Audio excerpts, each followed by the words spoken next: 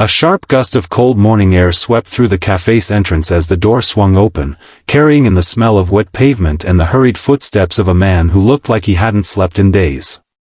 His jacket was worn, his hair damp from the drizzle outside, and his shoulders carried a weight heavy enough to bend him inward. No one looked up. No one cared. Except the woman quietly stirring her lukewarm coffee at a corner table, trying to calm the tremor in her hands after another sleepless night spent worrying about overdue bills and a landlord running out of patience. Her name was Mira Holden, and she had no idea that the exhausted stranger scanning the full cafe for a seat was the kind of man whose name once flashed across business magazines, a man who used to command boardrooms, not beg for a place to sit. She didn't know he was Rowan Alcott, a millionaire single father in disguise, hiding from the storm of his own life. All she saw was someone who looked lonelier than she felt. If you believe small acts of kindness can change lives, please like, comment, share, and subscribe to Stories of Kindness. Your support helps us bring more heart-touching stories to the world. Mira motioned to the empty seat across from her without thinking, offering a gentle nod. Rowan thanked her softly, lowering himself into the chair with exhaustion that seemed to seep from his bones.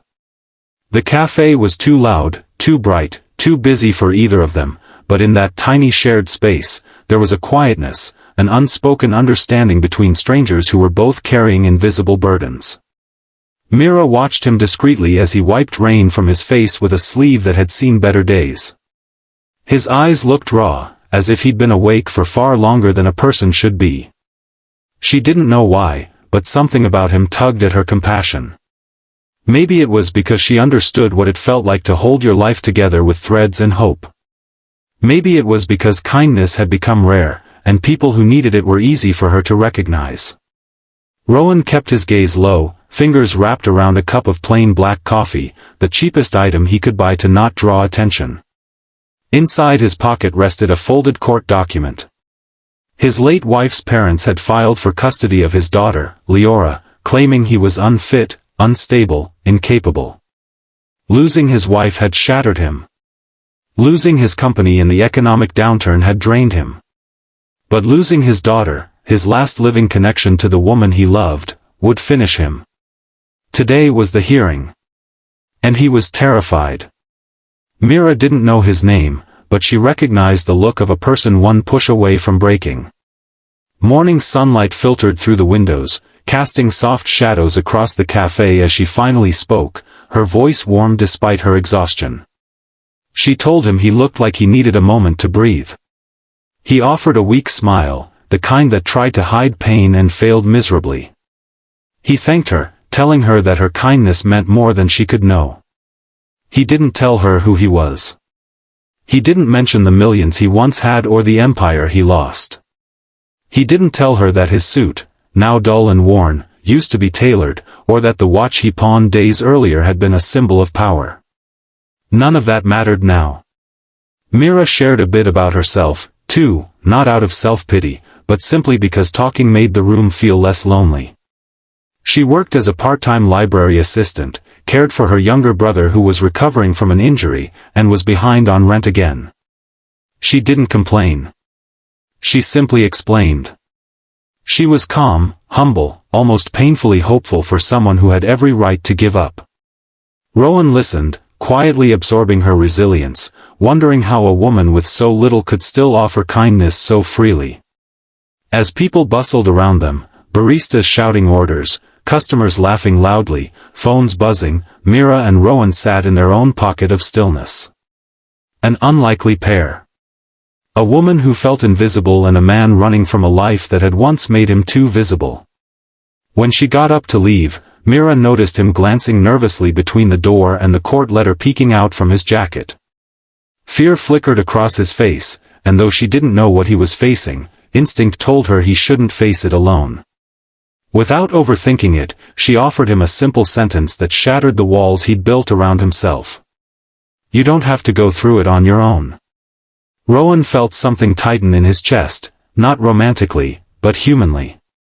Purely. Deeply. Someone cared. Someone saw him. He told her he had a hearing to attend. He didn't say what for, but she could hear the tremor in his voice and knew whatever it was mattered more than he could say. She surprised herself when she asked if he wanted someone to walk with him. Maybe it was too forward. Maybe it was strange. But something in her told her he needed strength beside him, even if she didn't know why. He accepted. Because for the first time in months, he didn't feel completely alone. They walked through the bright daylight streets, cars honking, people weaving past them, the smell of street vendors in the air. Rowan's breath hitched as they neared the courthouse. Mira placed a steady hand on his arm. That small touch grounded him. It was a reminder that courage sometimes came from the simplest human connections. Before they parted, he finally told her, the hearing was about his daughter. About losing custody. About being judged unfit, simply because grief had dimmed him. Mira's chest tightened with empathy. She wished she could promise him it would be okay, but life didn't work like that.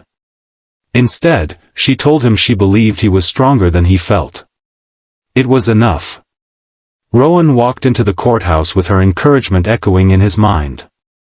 Hours later, after presenting evidence, confessing his struggles, and promising to rebuild, the judge made a decision: he would retain custody, conditional on him finding stability within a set time. It wasn't freedom, but it wasn't loss. It was hope. He stepped outside with trembling relief, and to his surprise, Mira was still there, waiting on the courthouse steps despite the long hours that had passed. She smiled when she saw him, and he felt something shift inside him. Gratitude. Deep, overwhelming gratitude. Over the next weeks, Rowan threw himself into rebuilding, not just for the court's requirements, but for Leora. He worked small jobs anonymously, refusing to cash in on his past connections out of pride and fear. Mira checked on him occasionally, meeting for coffee or for walks with Leora, who quickly grew attached to the gentle woman who always carried a book in her bag. What Mira didn't know, what Rowan was afraid to reveal, was that he was regaining more than stability. He had quietly regained access to old investments, and one particularly large deal he'd forgotten about finally paid out. Overnight, his accounts filled again. Not to the level they once were, but enough to rebuild a solid life. Enough to regain his footing. But he kept the news quiet. Because for the first time in his life, someone liked him without knowing his wealth existed. One afternoon, when daylight was warm and golden, Rowan approached Mira outside the library. He looked healthier, clearer, stronger. And he was ready to tell her the truth. She listened without interrupting, shock flashing across her features as he told her who he really was, who he had been, and that the day she found him, he had been at the end of his rope.